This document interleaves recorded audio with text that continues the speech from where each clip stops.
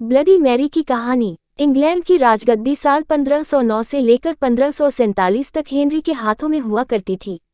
राजा Henry की कई पत्नियां और एलिज़ाबेथ व मैरी नामक दो बेटियां थीं।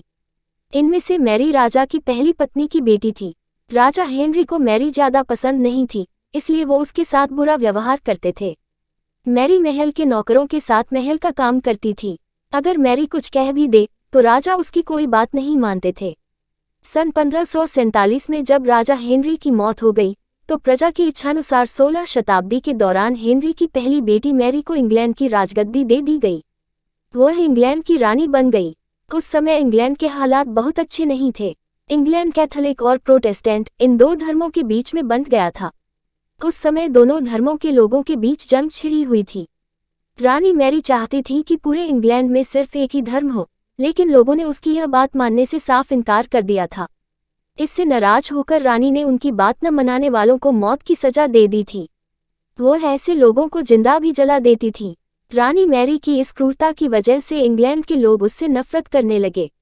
ऐसा भी कहा जाने लगा कि रानी मैरी कुंवारी जवान लड़कियों के खून से नहाती थी।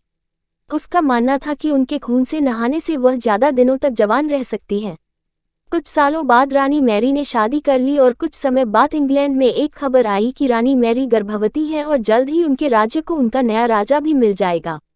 इस बात से हर सभी खुश हुए, लेकिन उस समय रानी मैरी के साथ बहुत ही अजीब घटना हुई। उनके गर्भ से किसी भी बच्चे का जन्म नहीं हुआ, बल्कि कुछ ही महीनों के बाद रानी मैरी का पेट फिर से सामान्य हो गया। वहां के ओझा लोगों ने अपनी तंत्र विद्या से बताया कि रानी मैरी के गर्भ में कोई बच्चा नहीं बल्कि एक भूत आकर निवास करता है। कुछ समय बाद फिर रानी मैरी के गर्भ में वही भूत आकार रहने लगा और वह फिर से गर्भवती हो गई। इस बार भी रानी को कोई बच्चा नहीं हुआ और उस घटना के कुछ ही दिनों के बाद रानी मैरी की मृत्यु हो गई। इसके बाद मैरी की छोटी बहन एलिज़ाबेथ को इंग्लैंड की राजगद्दी पर बैठाया गया और एलिज़ाबेथ इंग्लैंड की नई रानी बन गई। रानी मैरी की क्रूरता की वजह से इंग्लैंड को लोग उसे एक निर्दयी औरत मानते थे।